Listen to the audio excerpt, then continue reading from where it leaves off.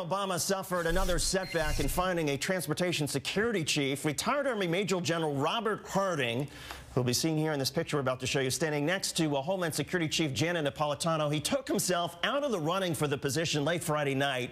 He withdrew amidst questions about his work as a defense contractor and reports that his firm collected more money than it was entitled to for providing interrogations in Iraq.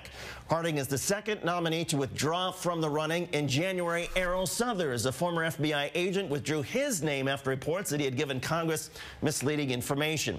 Joining us now from our Burbank Bureau is former police detective and FBI Special Agent Erroll Southers. Mr. Southers, thanks for being with us. Why is this such a difficult position to fill, and what's going on at the TSA in the meantime?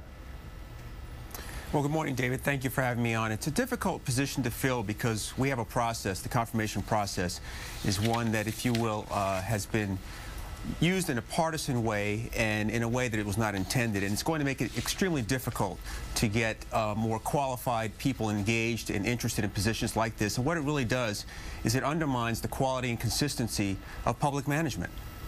What about the argument on the other side? Well, I was going to say, what about the argument on the other side that this should be a position where if somebody has any sort of questionable consulting or business arrangements and they haven't strictly been just in official government security, that maybe they're not the position for this job?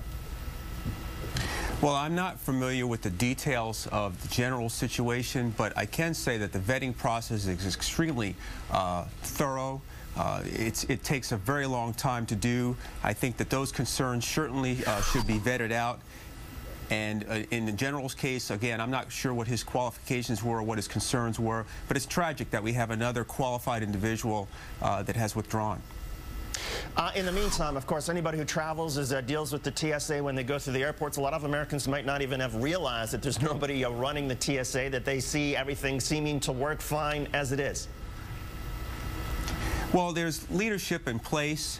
But what's important here is that you have policy decisions and practices and international relationships that are in jeopardy because you don't have a permanent leader. There are things that need to move forward. There are certainly challenges that have to be addressed. There were a number of things that I discussed when I was going through the confirmation process. If you will, it really strengthening the workforce, building public confidence, working on international partnerships, and trying to address the emerging threat of terrorism. I mean, even this morning, we're now faced with a bombing in Moscow of the train system. Again, transportation systems will continue to be the target of choice for terrorist groups, and we've got to focus on this threat. Erroll Southers, who withdrew his nomination back in January. And Erroll Southers, thanks for joining us this morning. Good of you to come in.